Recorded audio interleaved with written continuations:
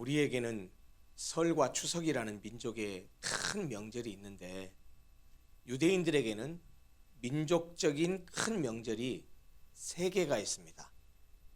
유월절, 오순절, 초막절이 그것입니다. 유월절은 누룩 없는 떡을 먹기 때문에 무교절이라고도 하는데요. 430년 동안 노예 생활을 했던 애굽에서 해방되어 자유를 얻게 된 것을 기념하는 절기입니다. 굳이 우리식으로 얘기하자면 우리로 말하면 8.15 광복절에 해당하는 절기입니다. 오순절은 다섯 오자에 열흘 순자를 써서요 50일 절이다 하는 그런 뜻입니다. 이 오순절은 첫 수확을 기념하는 초실절로부터 50일째 되는 날입니다. 그런데 일주일이 7일이죠. 그래서 77은 49 지난 그 다음 날이라고 해서 이 오순절을 다섯 오자 열흘 순자를 써서 오순절이라고도 말하고 다른 말로 77절이라고도 말합니다. 77은 49 다음 날이라고 해서 77절이라고도 합니다. 핵심적인 내용은 여호와께 수확의 기쁨을 감사하는 절기입니다.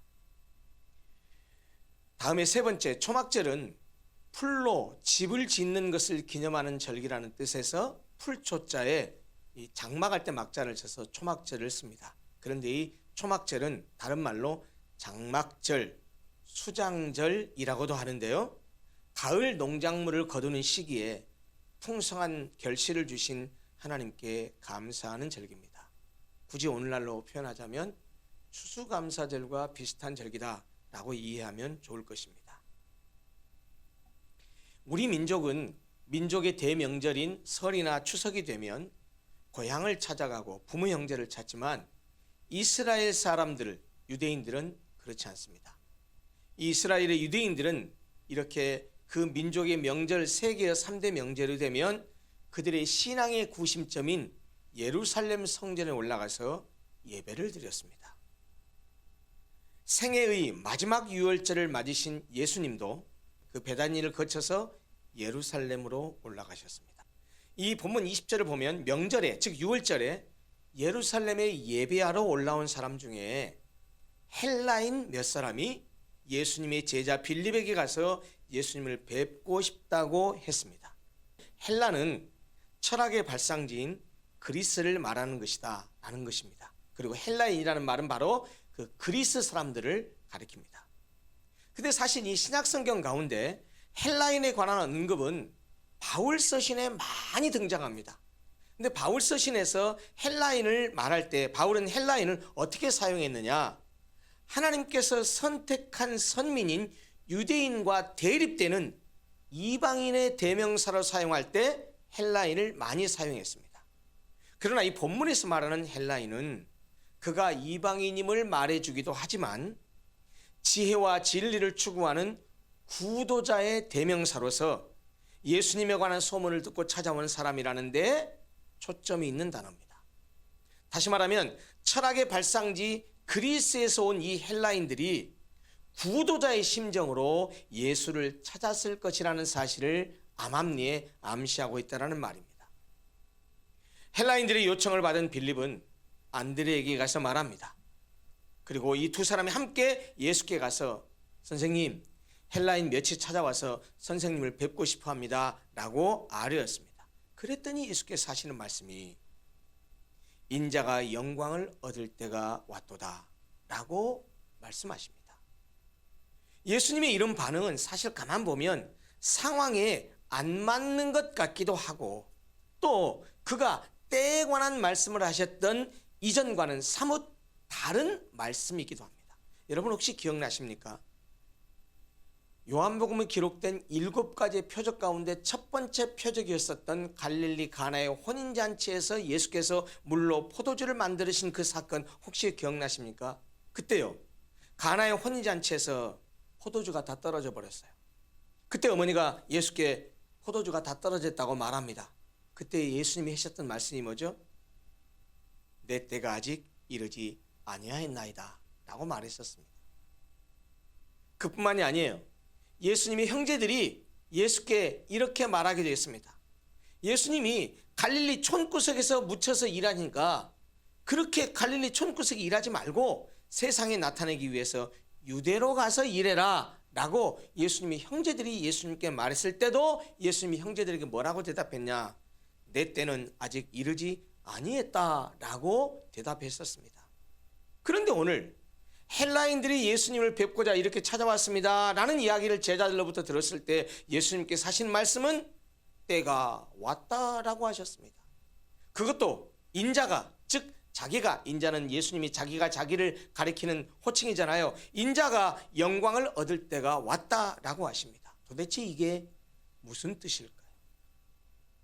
지난주에 말씀드린 대로 영광을 얻는다라는 표현은, 예수께서 영광을 얻는다라는 표현은 인간의 몸으로 이 땅에 오셔서 죽기까지 낮아지신 예수께서 부활하시고 승천하셔서 다시 높아지심으로써 하나님의 아들로서의 신분을 회복하는 것을 가리킨다고 말씀드렸습니다. 다시 말하면 예수께서 영광을 얻는 것은 그의 십자가에서의 죽음으로 시작합니다. 본문 가운데 예수님이 말씀하신 인자가, 즉 자신이 영광을 얻을 때라고 하는 것은 바로 그것을 가리킵니다. 무엇을요? 그가 십자가에 죽으시는 때를 가리킨다는 말입니다. 결국 지혜와 진리를 추구하는 헬라인들이 예수님에 관한 소문을 듣고 와서 면담 요청을 했을 때 예수께서 자신이 십자가에 죽을 때가 왔다라고 말씀하셨다라는 것입니다. 그러면 왜 예수님은 헬라인들이 찾아왔다는 소식을 듣고 인자가 영광을 얻을 때가, 즉 내가 죽을 때가 되었다고 말씀하셨을까요? 사실 예수님은 이 땅에 오신 이유와 목적이 무엇이었습니까? 죽는 거였습니다. 예수님은 죽기 위해서 이 땅에 오셨습니다. 십자가에서 죽는 것이 그가 이 땅에 오신 이유와 목적이었습니다. 그 십자가의 대속의 죽음을 통해서 온 인류를 구원하는 것이 그가 이 땅에 오신 목적이었습니다. 예수님 자신도 자기가 이 땅에 온 이유에 대해서 이렇게 말씀하셨습니다. 마태복음 20장 28절입니다. 인자가 온 것은 섬김을 받으려 함이 아니라 도리어 섬기려 하고 자기 목숨을 많은 사람의 대속물로 주려 함이니라, 이렇게 말씀하셨습니다. 어디 그뿐입니까? 요단강에서 세례를 베풀고 있었던 세례 요한에게 예수님께서 세례받으러 오셨습니다. 그때 자기에게 세례받으러 오시는 예수님을 향해서 세례 요한이 뭐라고 증언했었죠? 보라, 세상 죄를 지고 가는 하나님의 어린 양이로다. 예수님은 유대인뿐만 아니라 온 세상 만민의 모든 죄를 대신 지고 죽기 위해서 오셨습니다. 헬라인들이 예수님을 찾았을 때 예수께서 인자가 영광을 얻을 때가 왔다라고 말씀하신 것은 예수님은 유대인뿐 아니라 헬라인과 같은 이방인들까지, 즉 온 인류를 구원하기 위하여 이 땅에 오셨고 바로 그것을 위해서 이제 십자가에서 죽을 때가 왔다라는 의미로 하신 말씀입니다. 그러면 왜 십자가에 죽는 것을 영광이라고 하셨을까요? 인자가 영광을 얻을 때가 왔도다 라고 표현했잖아요. 영광을 얻는다는 말은 십자가에 죽는 것인데 왜 십자가에 죽는 것을 영광이라고 표현했냐라는 말입니다.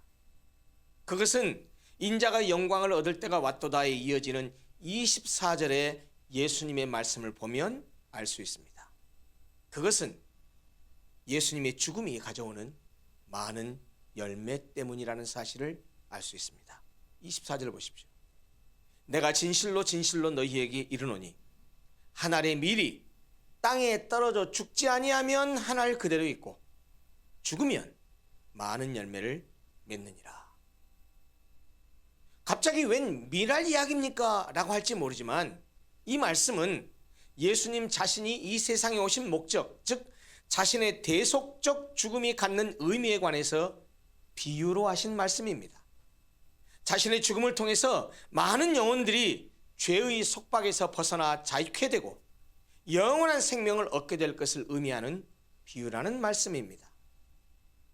땅에 떨어진 밀알에게는 두 개의 길이 있습니다. 떨어져 죽는 것, 죽지 않는 것, 두 가지 길이 있듯이 예수님 앞에도 두 개의 길이 있습니다. 하나는 십자가에서 죽는 길입니다. 다른 하나는 그 십자가를 피해가는 길입니다. 십자가를 피해가면 죽지 않을 수도 있지만 예수님은 십자가의 길을 택하십니다. 온 세상 만민을 대신해서 십자가에서 형벌을 받으십니다. 죄는 우리가 지었는데 심판은, 죄값은 예수님이 갚으십니다. 이것을 성경을 보면 한자어로 대속 혹은 속죄라고 말합니다. 바로 그 대속, 속죄의 죽음으로 우리를 죄 가운데서 살리셨습니다. 예수님이 죽으심으로 그를 믿는 수많은 사람이 살게 되었습니다. 예수께서 땅에 떨어져 썩는 하나님의 밀이 되어서 그를 믿는 수많은 사람이 구원과 생명을 얻는 아름다운 열매를 맺게 하신 것입니다. 예수님의 죽음을 영광이라고 한 것은 하나님의 밀이 땅에 떨어져 죽어서 많은 열매를 맺은 것처럼 그의 죽음을 통해서 수많은 사람이 구원과 생명을 얻게 되었기 때문입니다. 이처럼 죽어야만 많은 열매를 맺는 역설에 대해서 예수님은 25절에서 이렇게 덧붙여 말씀하십니다. 25절을 보십시오.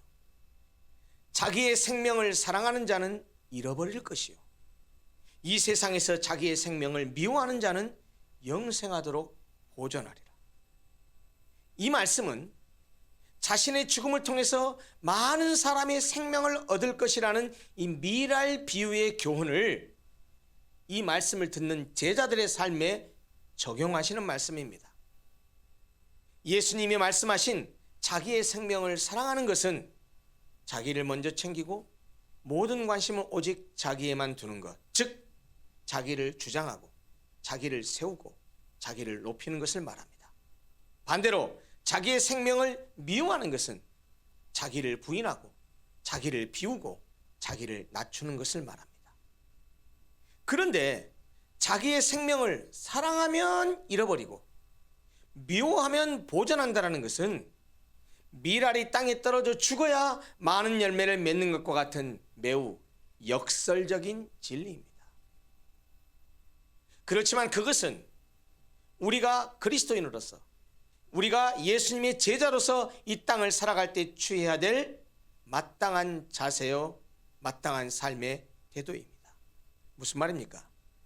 우리 그리스도인들은, 예수님의 제자가 되기를 원하는 사람들은 자기의 생명을 미워해야, 즉 자기를 부인하고 자기를 비우고 자기를 낮추며 상대방을 배려하여 그를 섬기고 사랑해야 한다라는 말입니다. 그래야 하나님의 이름을 영광스럽게 하는 많은 열매를 맺을 수 있다는 것입니다. 이것이 바로 우리 그리스도인의 정체성입니다. 그렇기 때문에 하나의 밀로 죽은 예수님처럼 우리도 교회 공동체 안에서 하나의 밀로 죽어야 합니다. 그래야 교회 공동체에 많은 열매를 맺을 수 있습니다. 교회 공동체를 이루고 있는 어떤 교인은 자신을 내세우고 인정받고자 합니다. 다른 사람이 나를 알아주기를 바랍니다. 때때로 은근히 자기의 재력을 자랑하고, 은근히 자기의 커리어를 자랑하고, 은근히 자기의 사회적 포지션을 자랑하고, 은근히 자기가 신앙생활을 어떻게 했다고 은근히 자랑하면서 나를 알아주기를 바랍니다. 희생과 헌신, 섬김과 봉사에는 별 관심이 없습니다. 놀고 먹고 마시고 스포츠를 즐기는 데는 아낌없이 물 쓰듯이 쓰면서도 헌금을 하거나 주님을 위한 일에는 아주 인색하기도 합니다. 내가 교회를 위해서 무엇을 할 것인가를 생각하지 않고 교회가 나를 위해서 무엇을 해줄 것인가만을 생각합니다. 나만 편하고 좋으면 그만이다 라고 생각합니다. 그러나 반면에 또 다른 어떤 교인은 교회를 섬기고 봉사하는 일을 하면 발벗고 나섭니다. 다른 사람보다 더 많이 희생하고 더 많이 헌신하고 더 많이 섬기고 더 많이 봉사하지만 그것이 교회를 위해서, 공동체를 위해서 마땅히 내가 해야 될 일이라고 생각하면서 결코 자신을 내세우지 않습니다. 다른 사람이, 다른 교인들이 자기를 알아주지 않아도 그걸로 상처받지 않습니다. 자신을 위해서는 근검절약하지만 주님을 위해서는, 하나님 나라를 위해서는 아낌없이 드리고 바칩니다. 그렇게 풍성한 헌금을 하고 구제를 하고 봉사를 해도 결코 나대거나 뻐기거나 생색내거나 의시되지 않습니다. 아니, 오른손이 하는 일을 왼손이 모르게 합니다. 이렇게 자기를 위해서 예수를 포기하는 사람이 있는가 하면 반대로 자기의 소중한 것을 포기하면서까지 예수님을 따르는 사람이 있습니다. 여러분, 우리는 어떤 사람이 되어야 될까요? 지금처럼 이렇게 어둡고 삭막한 세대에는 자기를 사랑하기보다 미워하는 사람이 절실하게 필요합니다. 예수님을 본받아 땅에 떨어져 죽는 한 알의 밀알이 참으로 필요한 시대입니다.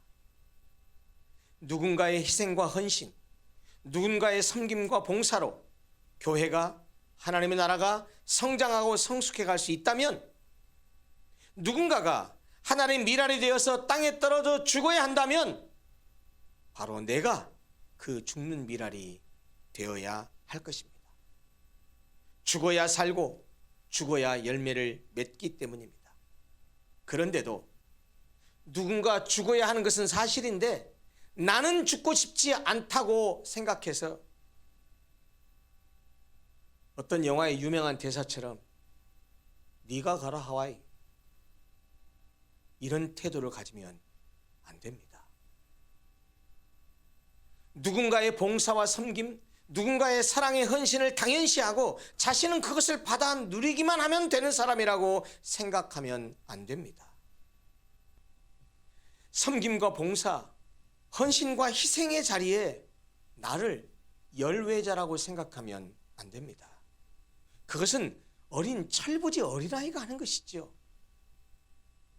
아, 참 잘 돌아가는 교회 왔구나, 이렇게 밥도 맛있게 해주는 교회 왔구나 라고 생각하고 그것을 누리기만 하라고 생각한다고 한다면 그 사람은 아주 철부지, 아주 초신자나 갖는 사람이지, 초신자가 그런 생각을 갖는다고 한다면 it's okay, 받아들일 수 있어요.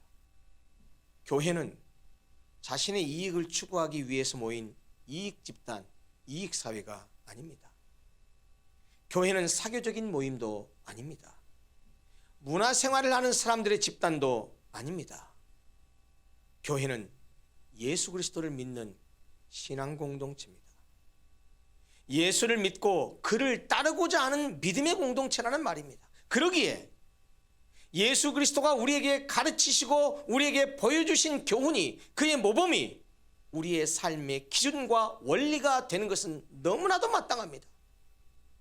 그렇게 서로 섬기고 사랑하며 살아가는 천국의 샘플이 되어야 되는 것이 바로 교회 공동체입니다.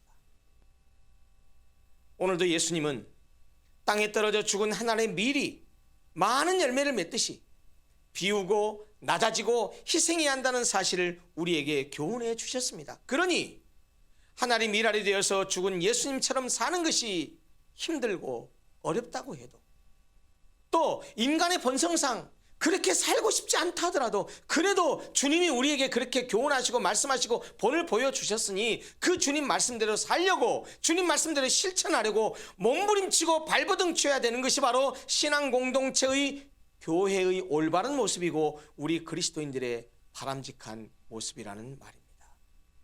물론 우리가 우리 생명을 미워하다 보면, 땅에 떨어져 죽는 밀알처럼 살다 보면 사람들에게 바보 취급당하고 무시당할 수도 있습니다. 다른 모든 사람들은 죽는 길을 외면하고 나만 홀로 그 길을 가고 있을 때, 또 예수님을 따라 죽는 길을 가는 우리의 진심이 사람들에게 외면당할 때는 그 길을 포기하고 싶을 때가 있습니다. 그러나 26절을 보십시오. 주님이 우리를 이렇게 위로하십니다. 26절입니다. 사람이 나를 섬기려면 나를 따르라. 나 있는 곳에 나를 섬기는 자도 거기 있으리니 사람이 나를 섬기면 내 아버지께서 그를 귀히 여기시리라. 누구든 예수님을 섬기려면 예수님을 따라야 합니다. 예수님이 가신 길을 따라 걸어야 합니다. 그가 십자가에 죽으셔서 많은 사람을 구원한 것처럼 우리도 땅에 떨어져 썩는 밀알이 되어야 합니다. 물론 예수님처럼 우리가 우리의 목숨을 내어주지는 못한다 하더라도 다른 사람을 사랑하고 섬기고 다른 사람을 위해서 희생할 줄 알아야 한다라는 말입니다. 그것이 예수님을 섬기는 것이고 그것이 예수님을 따르는 것입니다. 바로 그렇게 예수님을 섬기고 따르는 사람은 예수님이 계신 곳에 함께 있을 것입니다. 영생이 보장되고 구원이 보장되어서 천국에서 주님과 영원히 살게 될 것이라는 의미입니다. 왜냐하면 예수님을 따라 그를 섬기는 우리를 아버지 하나님께서 귀하게 여기실 것이기 때문입니다. 물론 많은 열매를 위해서 한 알의 밀로 땅에 떨어져 죽는 것이 결코 쉬운 일은 아닙니다. 왜요? 자신의 생명을 내어줘야 하기 때문입니다. 예수님도 땅에 떨어져 죽어야만 많은 열매를 맺는 이 밀알에 관한 비유의 말씀을 주신 후에 많은 생명을 살리기 위해서 십자가의 죽음의 길을 걸어가야 하는 그 인간으로서의 고통에 대해서 예수님도 27절에서 이렇게 표현하셨습니다. 예수님도 십자가 지는 것에 대해서 이렇게 고통을 표현하셨단 말이에요. 27절 보십시오. 지금 내 마음이 괴로우니 무슨 말을 하리요. 아버지여, 나를 구원하여 이 때를 면하게 하여 주옵소서. 그러나 내가 이를 위하여 이때에 왔나이다. 십자가를 앞에 두신 예수님도 한편으로는 우리와 똑같은 인간이었기 때문에 십자가의 죽음 앞에서 두려움도 있었고 또 괴로울 수밖에 없었습니다. 그래서 하나님 아버지께 자기를 구원해서 십자가를 지는 것을 면해달라고 요청합니다. 십자가를 지지 않게 해달라는 말입니다. 이것은 겟세마네 동산에서의 기도를 연상시킵니다. 우리가 잘 알듯이 예수께서 십자가를 앞에 두시고 마지막 겟세마네 동산에서 기도하실 때 어떻게 기도하셨습니까? 할만하시거든 이 잔을, 십자가를 지는 이 잔을 내게서 지나가게 하옵소서라고 인간으로서의 고통과 괴로움을 호소했습니다. 그러나 하나님의 뜻을 순종하면서 이윽고 이렇게 말씀하셨죠. 아버지여, 나의 원대로 마시옵고 아버지의 원대로 하옵소서라고 그렇게 기도를 하셨습니다. 그렇듯이 오늘 본문 27절에서도 십자가를 져야 할 자신의 운명 앞에서 아버지여, 나를 구원하여 이때를 면하게 하여 주옵소서, 십자가 지지 않게 해주십시오 라고 말했지만 그러나 내가 이를 위하여 이때에 왔나이다 라고 고백함으로써 십자가의 죽음의 길을 겸손하게 받아들이십니다. 그리고 마침내 아버지여, 아버지의 이름을 영광스럽게 하옵소서 라고 말씀하십니다. 이는 아들이신 예수님이 아버지 하나님의 이름을 세상 가운데 영화롭게 나타내기를 간구하는 것입니다. 사실 예수님의 모든 삶과 사역은 아버지의 이름의 영광을 드러내는 것이었습니다. 특히 예수님의 십자가에서의 죽음은 그 아버지 하나님을 영광스럽게 하는 절정의 순간이었습니다. 자신의 이름이 아니라 아버지의 이름을 영화롭게 하시기를 간청한 예수님에 대해서 하늘로부터 나는 큰 소리를 통해서 성부 하나님이 이렇게 응답하십니다. 28절 하반절입니다. 내가 이미 영광스럽게 하였고 또다시 영광스럽게 하리라. 이미 영광스럽게 하였다라는 것은 지금까지 수행하신 그리스도의 모든 사역이 하나님의 영광에 부합하는 것이었다라는 의미고, 또다시 영광스럽게 하리라는 것은 미래적인 얘기잖아요. 이것은 십자가의 죽음과 부활과 승천을 통해서도 하나님께서 영광을 받게 될 것이라는 그런 의미입니다. 곁에 서 있던 사람들이 성부 하나님께서 예수께 하신 이 말씀을 들었습니다. 하늘에서 나는 이 소리를 들었지만 그들은 그것이 무슨 소리인지를 알지 못했습니다. 알아듣지 못했습니다. 그래서 어떤 이는 천둥이 울었다고 하고 어떤 사람은 천사가 예수님께 말한 것이라고 했습니다. 그런데 예수님은 하나님의 음성이 난 것은 자신이 아니라 그 자리에 모인 군종을 위함이라고 말씀하신 후에 예수님의 죽음이 영적 세계에 미칠 엄청난 파장에 대해서 31절에서 이렇게 말씀했습니다. 31절 보십시오. 이제 이 세상에 대한 심판이 이르렀으니 이 세상의 임금이 쫓겨나리라. 내가 땅에서 들리면 모든 사람을 내게로 이끌겠노라. 예수님의 죽음이 이 세상 임금인 마귀의 통치를 종식시킬 것이라는 말입니다. 요한일서 3장 8절을 보면 예수님이 이 세상에 오신 목적을 분명하게 말씀하셨어요. 마귀의 일을 멸하려 하심이라고 분명하게 말씀했습니다. 사단은 사망의 세력을 잡은 자로서 이 세상에 임금 노릇을 했지만 예수께서 십자가에 달리시면 더 이상 자신의 권좌를 지킬 수가 없어서 쫓겨나게 될 것이라는 말이에요. 결국 예수께서 땅에서 들리면, 구체적으로 말하면 예수께서 십자가에서 죽으시면 모든 사람을 이끌게 될 것이라는 거예요. 왜요? 그 죽음을 통해서 마귀가 쫓겨나게 되고 그 마귀에 사로잡혀 있는 자를 예수께서 구원하게 될 것이기 때문에 예수께서 땅에서 들리면, 예수께서 십자가에 죽으시면 모든 사람을 이끌게 될 것이라는 그런 의미입니다. 사단이 지배권을 상실함으로써 사단의 손아귀에 잡혀있던 자들이 그 속박으로부터 해방될 것이라는 말이죠. 실제로 예수님이 십자가에서 죽으실 때 어떻게 하셨습니까? 십자가에서 이 일을 완성하셨습니다. 대속의 죽음을 죽으시고 우리를 속죄하시고 나서 마지막 십자가 위에서 하신 7마디 말씀 가운데 마지막으로 하셨던 말씀, 테텔레스타이, 다 이루었다. 이제 말씀을 정리하고 마무리하려고 합니다.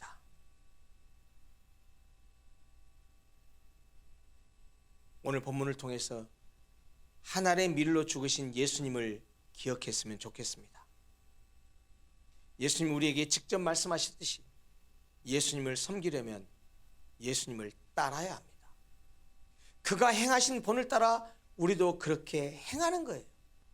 한 알의 밀로 죽으신 예수님처럼 우리도 예수를 믿는 사람이라고 한다면 우리도 한 알의 밀로 죽어야 합니다. 한 알의 밀로 죽으신 예수님을 통해서 수많은 사람의 영생을 얻는 생명의 역사가 나타났듯이 한 알의 밀로 죽는 나를 통해서 내 가정에 웃음꽃이 피고 내가 일하는 직장과 일터에 기쁨과 즐거움이 넘치고 내가 섬기는 교회가 성장하고 성숙하게 되어야 됩니다. 생명은 죽음을 통해서만 이루어집니다. 그리고 영광은 십자가를 통해서만 얻어집니다. 워드플레이하는 영어의 경구를 아시죠? No cross, no crown. 십자가 없이 면류관 없다. 십자가 없이 영광이 없다라는 말이죠. 그렇습니다. 십자가 없이는, 희생이 없이는, 섬김이 없이는 영광도 없습니다. 십자가 없는 영광은 거짓입니다. 하늘의 밀로 죽은 예수님이 가신 그 십자가의 길을 우리도 함께 걸어가십시다. 그래서 우리 모두가 가정에서, 직장에서, 일터에서, 그리고 교회에서 하나님께서 귀하게 쓰시는 많은 열매를 맺는 그런 축복의 통로들이 모두 다 되시기를 간절히 소원합니다. 기도하겠습니다.